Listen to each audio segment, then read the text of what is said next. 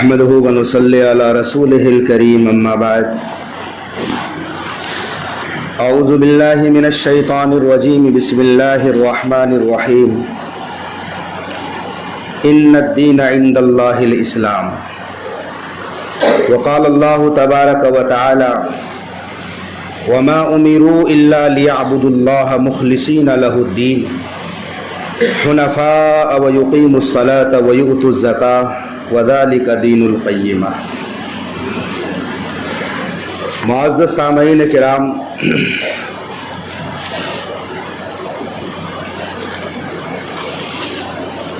گزشتہ 3-4 دن قبل عالم اسلام کے ایک عظیم مربی رہنما پیر فقیر مولانا ذوالفقار احمد نقشبندی رحمۃ اللہ علیہ اس دار فانی سے کوچ فرما گئے ہیں۔ آپ کی شخصیت مرکزی شخصیت تھی، بڑے بڑے اہل علم آپ سے منسلک تھے۔ یوں اس طرح سے عظیم شخصیتوں کا دنیا سے اٹھ جانا علمی دنیا میں بہت بڑا خلا مانا جاتا ہے۔ یہ عظیم شخصیت اور بڑے لوگ دنیا میں آتے اور پیدا ہوتے کیسے ہیں؟ جب آپ اس کے پیچھے کی وجہ پر غور کریں گے تو پتہ چلے گا کہ بڑوں کے کارنامے اور عظیم شخصیتوں کے پیچھے ان کی ماں کا کردار سب سے اہم اور نمایاں نظر آتا ہے۔ مولانا ذوالفقار احمد نقشبندی اپنی کتاب میں لکھتے ہیں کہ جب میری عمر 3 یا 4 برس کی تھی، روزانہ میں اپنی امی کو دیکھتا تھا کہ تہجد کے وقت اٹھ کر نماز پڑھ کر مصلی پر میرا نام لے لے کر دعا کرتی تھی۔ عمر کتنی ہے؟ 4 برس کی عمر ہے۔ 4 برس کی عمر ہے اور ماں تہجد میں بیٹے کا نام لے کر دعا کرتی تھی۔ راتوں کو رونے والی تھی آپ کی ماں۔ جب ماں تہجد گزار ہوتی ہے، نیک پارسا ہوتی ہے، تو بچوں پر اثر پڑتا ہے۔ بچہ جب ماں کے رحم میں ہوتا ہے تو ماں سنبھل کر چلتی ہے۔ اور یہ صرف انسان نہیں، آپ نے جانوروں کو بھی دیکھا ہوگا، بکریوں کو دیکھا ہوگا، گائے بھینسوں کو دیکھا ہوگا۔ جو جانور حاملہ ہوتا ہے وہ بھی اللہ تعالیٰ احساس ڈال دیتے ہیں دل میں۔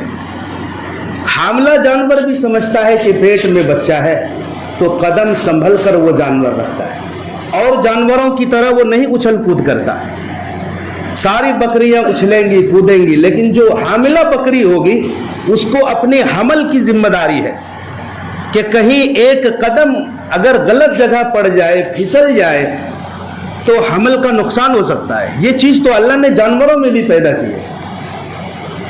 تو جس ماں نے 9 مہینے اپنے بچے کو رکھنا ہے اپنے پیٹ میں، ڈاکٹروں سے مشورہ کرتی ہے ایسی غذائیں مت کھاؤ جو بچوں کی صحت پر غلط اثر پڑے۔ اچھی غذائیں کھانے کا حکم دیتے ہیں ڈاکٹر، خوشحال رہنے کا حکم دیتے ہیں۔ کیوں؟ تاکہ تم جس طرح سے رہو گی، خوشحال رہو گی، اچھی غذائیں لوگی، تو پیٹ کے اندر جو حمل میں بچہ ہے اس بچے کے جسم پر اسی طرح کا اثر ہوگا۔ تو جس طرح ہماری غذاؤں اور خوراک کی تبدیلی سے بچے کے جسمانی صحت پر اثر پڑتا ہے، اسی طرح اگر حالت حمل میں یا دودھ پلانے کے زمانے میں اگر ماں تسبیح گزار ہو، تسبیحات کی پابند ہو، تلاوت قرآن کرتی ہو، نماز کی پابند ہو، تہجد گزار ہو، تو جس طرح ادھر غذاؤں کی تبدیلی سے بچے کی صحت پر اثر پڑے گا، یہ روحانی طور پر بچوں کی روحانیت پر اثر پڑے گا۔ بچہ نیک صالح ہوگا، فرما بردار ہوگا۔ یہ عورتوں کا تجربہ ہے۔ اگر عورتیں حالت حمل میں ناچ گانے دیکھنے کی پابند ہو جائے، فلم باز ہو جائے، دودھ بھی پلا رہی ہے، گندی چیزیں دیکھ رہی ہے، غیبت چغلی کرتی ہے، ہم مانیں یا نہ مانیں اس کا بھی ایک روحانی اثر ہوتا ہے جو بچوں کے ذہن و دماغ اور دل پر اس کی کیفیت بدلتی ہے. پھر بچے فرما بردار نہیں ہوتے. بچے سب سے زیادہ قریب ماں سے ہے ہر معاملے میں. باپ سے زیادہ قریب بچے ماں سے ہوتے ہیں. تو ماں کی جیسی تربیت ہوگی بچوں پر اسی طرح کا اثر ہوا کرتا ہے. ہم دیکھتے ہیں عالمگیر کام جو پوری دنیا میں ہے، جماعت کا کام، تبلیغ والوں کا کام.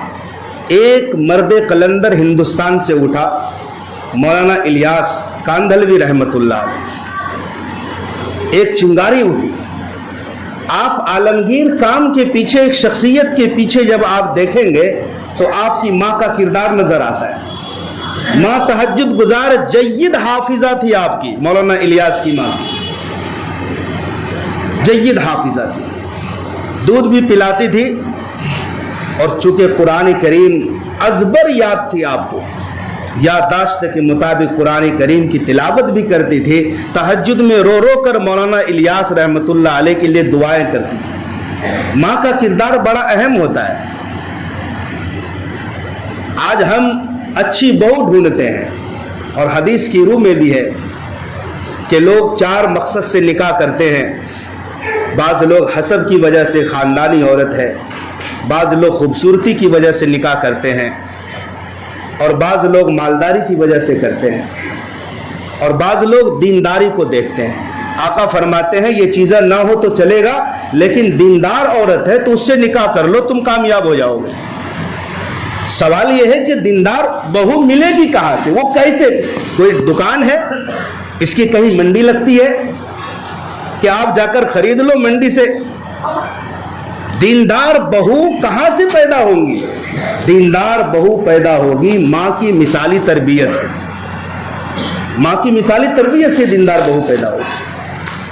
تو اگر دیندار بہو ہمیں تلاش کرنی ہو تو سب سے پہلے دیندار ماؤں کی تربیت پر ہمیں توجہ دینی پڑے گی. حالیہ حرم شریف کے امام قاری سدیس جو کروڑوں دلوں میں آپ کی آواز دھڑکتی ہے، پوری دنیا میں آپ کی تلاوت قرآن سنی جاتی ہے، اور بڑے کامیاب اور لمبے عرصے سے آپ حرم شریف میں امامت کر رہے ہیں. تو آپ کے بارے میں منقول ہے کہ آپ جب بچپن میں شرارت کرتے تھے تو آپ کی ماں محبت کے ساتھ یہ دعا دیتی تھی کہ جا تجھے اللہ حرم کا امام بنائے. قاری سدیس جب شرارت کرتے تھے بچپن میں تو ماں کہتی تھی جا اللہ تجھے حرم شریف کا امام بنائے.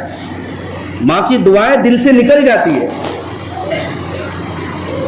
اب دیکھو اللہ تعالیٰ نے، ماں نے شرارت کی وجہ سے دعا دی، اللہ نے آسمانوں پر اٹھا لیا. دعا کی قبولیت دیکھیے، آپ سب سے لمبے عرصے تک امام رہے اور آج بھی امامت کے فرائض انجام دیتے ہیں. باپ مر گیا تو کیا ہوا؟ ماں نے تربیت کی ہے. امام شافعی رحمت اللہ علیہ، آپ غزہ میں پیدا ہوئے ہیں، موجودہ فلسطین میں. آپ 2 برس کے تھے کہ والد صاحب فوت ہو گئے. تنگ دستی کی زندگی تھی ماں کی. ماں نے ہجرت کی، مکہ مکرمہ پہنچ گئی بیٹے کو لے کے، اور علم دین پڑھایا،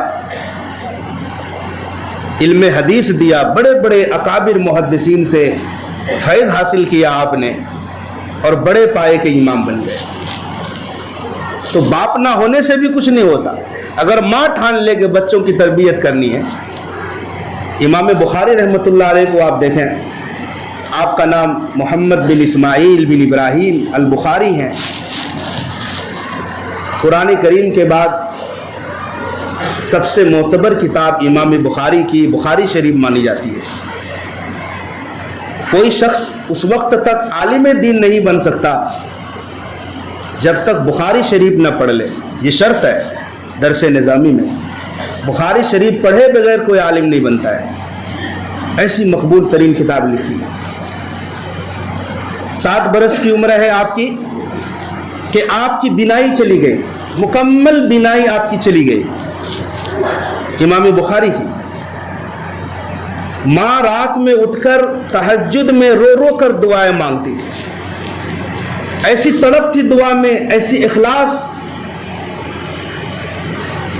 کہ رات جب سوئی تو حضرت ابراہیم علیہ السلام خواب میں آئے اور بشارت دی کہ آپ جو تڑپ تڑپ کر اپنے بیٹے کی بینائی کے لیے دعا کرتی ہو نا، اللہ نے قبول فرما لی، صبح اٹھ کر دیکھنا اللہ تعالیٰ بینائی کو واپس لوٹا دیا ہے۔ تو جب آپ کی والدہ صبح اٹھی تو سب سے پہلے بیٹے کی طرف گئی تو دیکھا کہ دونوں آنکھوں میں بینائی کما حقو 100% واپس آ گئی ہے۔ ماں کی طرف نے دعا قبول کروا دی، بینائی واپس کروا دی، یہ ایک ماں ہوتی ہے۔ پھر امام بخاری نے وہ کارنامہ انجام دیا ہے کہ دنیا جسے بھلا نہیں سکتی۔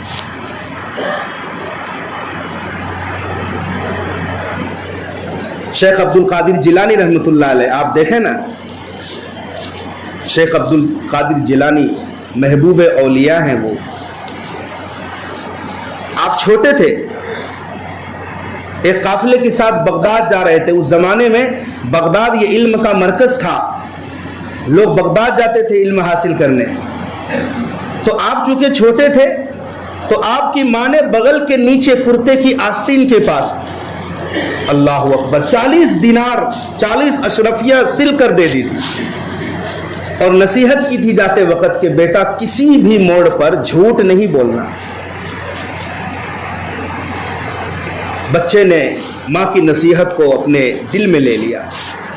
بغداد کے قریب قافلہ پہنچا تو حملہ ہو گیا قافلے والوں پر، سارا قافلہ لٹ گیا۔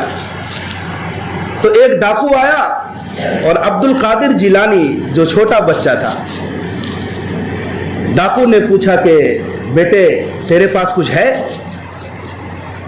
کہا میرے پاس 40 اشرفیہ ہیں۔ دوسرا ڈاکو آیا، اس نے بھی پوچھا، تو ڈاکوؤں کو لگا کہ بچہ مذاق کر رہا ہے، تو سردار کے پاس لے گئے وہ دونوں۔ تو سردار نے کہا بیٹے تمہارے پاس کیا ہے؟ کہا میرے پاس 40 اشرفیہ ہیں۔ کدھر ہے؟ کہا میری ماں نے دیکھو آستین میں بغل کے نیچے سل دی ہے کپڑے کے ساتھ۔ جب اس کپڑے کو پھاڑا گیا، سلائی نکالی گئی تو 40 اشرفیہ نکلی۔ کہا بیٹے اگر تو جھوٹ بھی بولتا تو بچ جاتا، کیونکہ ہمیں یقین نہیں تھا۔ بچے نے کہا کہ اصل ایسا ہے کہ میں نے اپنی ماں سے وعدہ کیا ہے، ماں سے عہد کیا ہے، میری ماں نے کہا تھا کہ جھوٹ مت بولنا، اس عہد کو نبھا رہا ہوں۔ تو ڈاکوؤں کے سردار نے کہا، رونے لگا، کہا تو ایک بچہ ہو کر ماں کے وعدے اور عہد کو نبھا رہا ہے، میں تو بڑا ہو گیا ہوں، میرا اللہ سے کیا ہوا وعدہ اور اللہ سے کیا ہوا عہد تو میں بھلا چکا ہوں، تو ایک بچہ ہو کر کے جھوٹ نہیں بول سکتا۔ فوراً توبہ کیا ڈاکوؤں کے سردار نے، پھر ڈاکوؤں نے بھی توبہ کی اور جس کا مال لیا تھا واپس کر دیا اور مقربین کی جماعت بن گئی۔ تو شیخ عبد القادر جیلانی تب بنے جب انہوں نے ماں کے وعدے کو پورا کیا، اور ماں نے ایسی تربیت، تو ایک مثال تھی، نہ جانے ماں نے کیسی کیسی تربیت کی ہوگی۔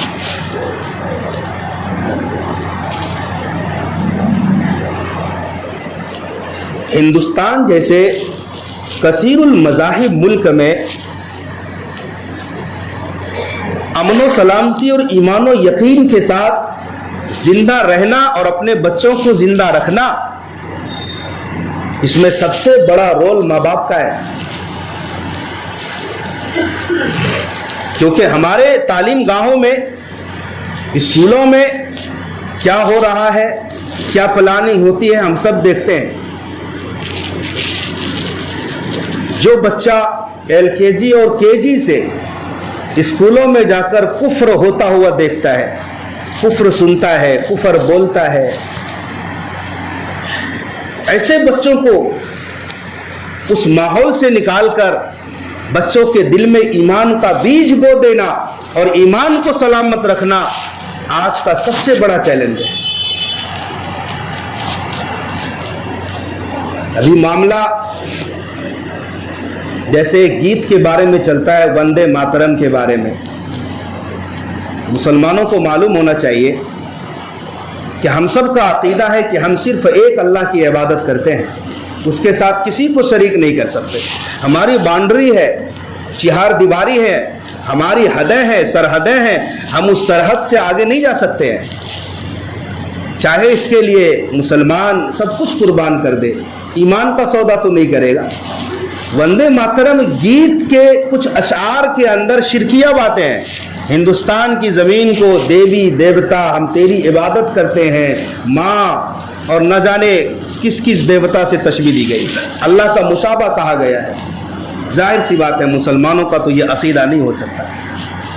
اب مسلمان ٹوٹ کر محبت کرتا ہے اپنے سرزمین سے، ہندوستان کی مٹی سے ٹوٹ کر محبت کرتا ہے، اتنی محبت کہ مجاہدین آزادی نے اس محبت کے لیے جان بھی دے دی ہے سرزمین ہند کے لیے، لیکن اس کا یہ مطلب نہیں کہ مسلمان اس سرزمین کی عبادت بھی کرے گا۔ محبت الگ چیز ہے، عبادت الگ چیز ہے۔ مسلمان اللہ وحدہ لا شریک کو چھوڑ کر کسی کی عبادت نہیں کر سکتا، اپنی ماں کے سامنے بھی سجدہ نہیں کر سکتا، ماں کو بھی سجدہ کرنے کا حکم نہیں۔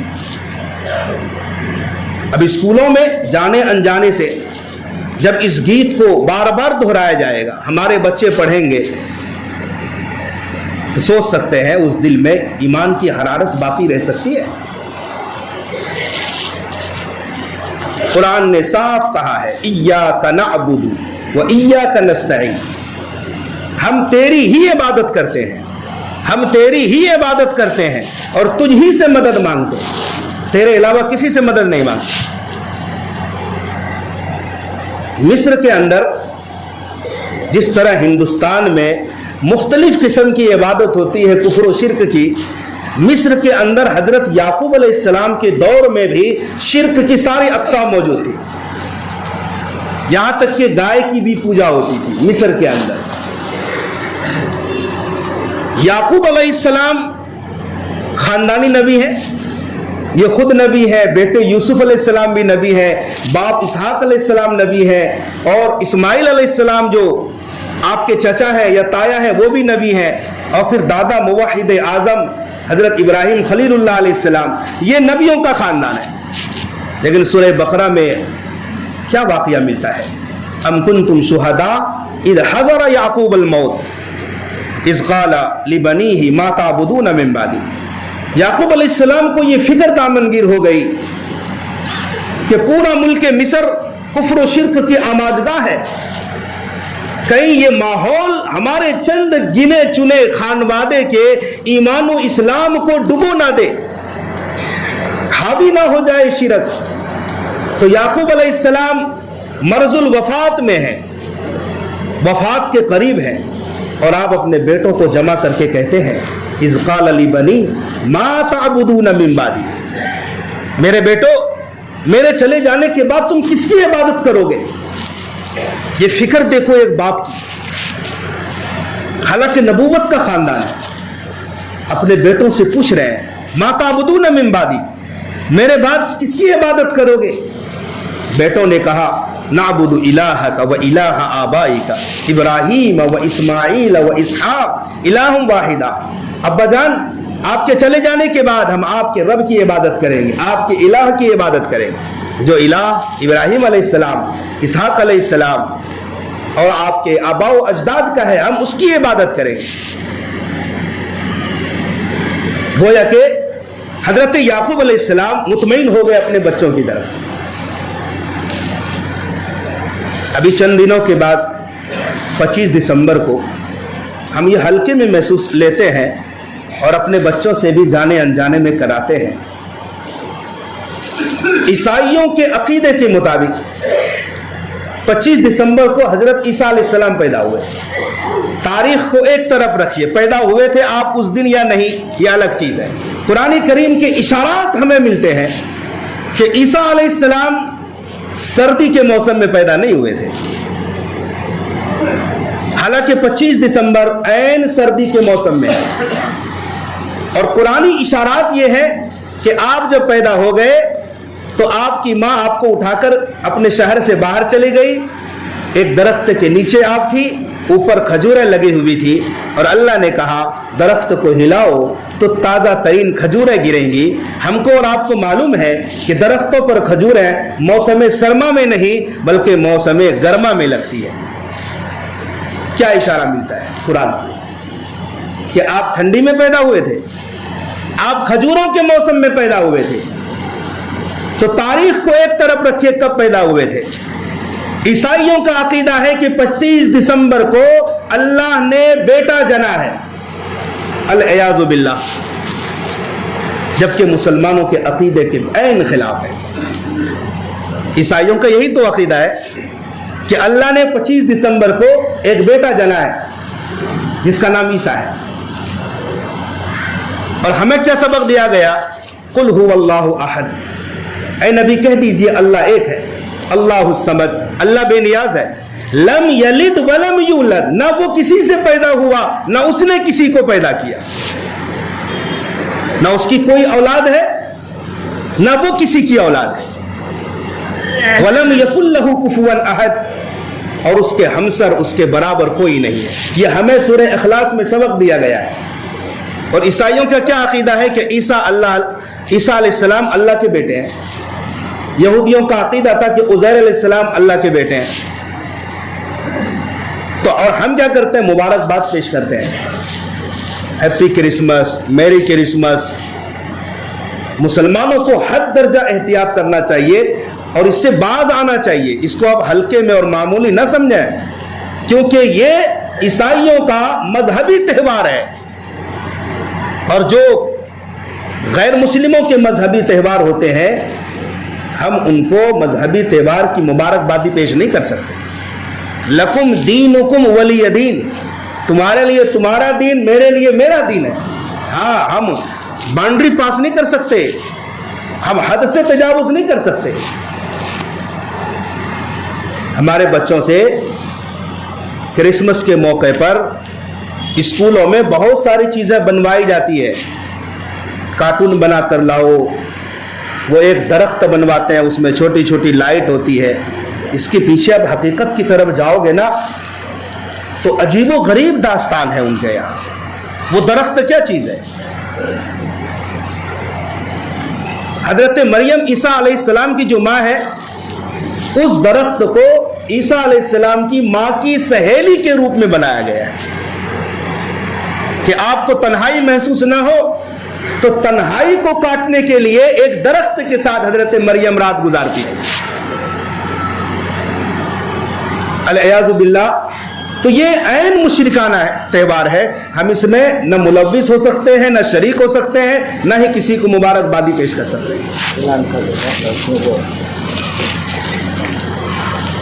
تو اس کے پیچھے سب سے پہلے ماں باپ کو غور و فکر کرنی ہوگی.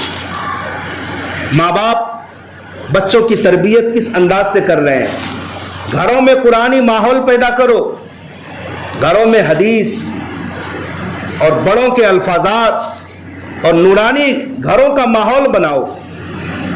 گھر میں کبھی بیٹھو دسترخوان پر, کھانے کھانے کی سنتیں کیا ہے, پانی پینے کی سنت کیا ہے, کبھی تو مذاکرہ ہونا چاہیے. نہ باپ کو فرصت ہے نہ ماں کو فرصت ہے. روزانہ بچہ بیت الخلاء جاتا ہے, ٹوائلٹ میں جاتا ہے, تو جانے کی کیا دعا ہے, نکلنے کے بعد کی کیا دعائیں ہیں, سنت نبوی کے انوارات گھر میں کیسے آئیں گے؟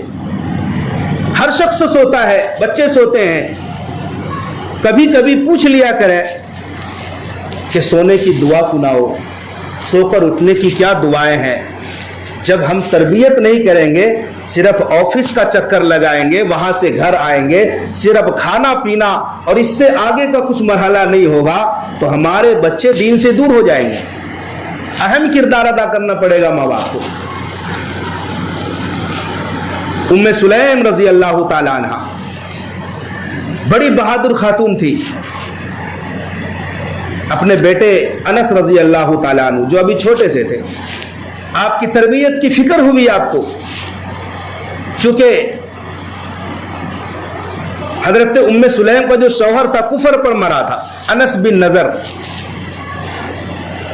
تو ام سلیم حضرت انس کو لے کر آ گئی, یا رسول اللہ اس کا باپ نہیں ہے, آپ اس کو اپنی خدمت کے لیے قبول فرما لیجیے۔ حضرت انس نے اللہ کے نبی کی 10 سال خدمت کی۔ یہی وہ ام سلیم ہے، گھر میں کیسے شوہر کو خوش رکھنا ہے، بچوں کی کیسے تربیت کرنی ہے۔ اللہ اکبر۔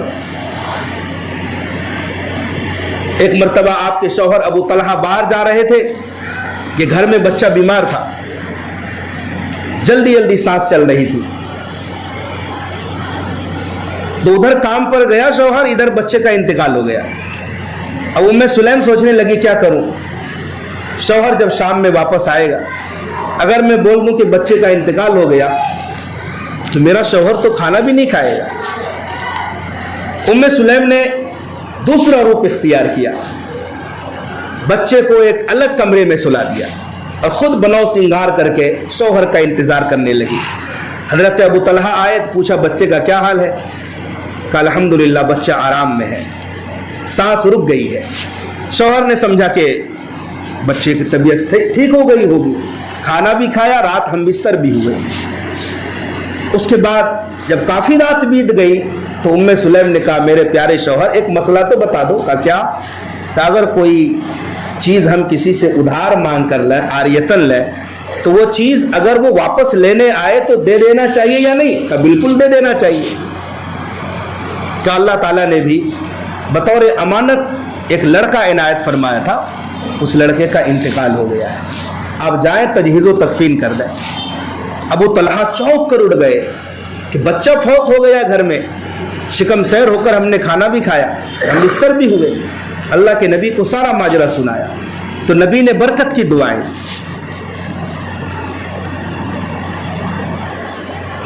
مثالی بہو کی تلاش آج نہیں ہوتی ہے، حضرت عمر نے مثالی بہو کو تلاش کیا تھا نا، واقعہ سنتے رہتے ہیں۔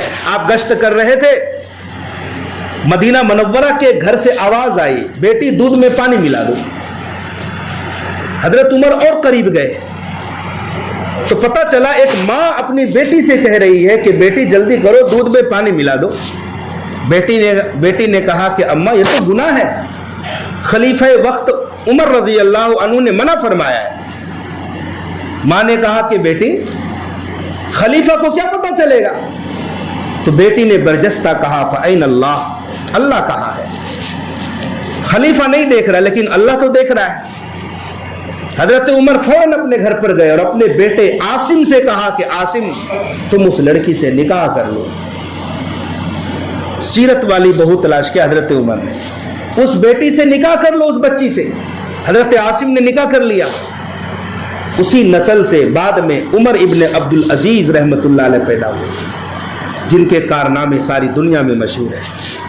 اللہ تبارک و تعالی ہم سب کو عمل کرنے کی توفیق عطا فرمائے۔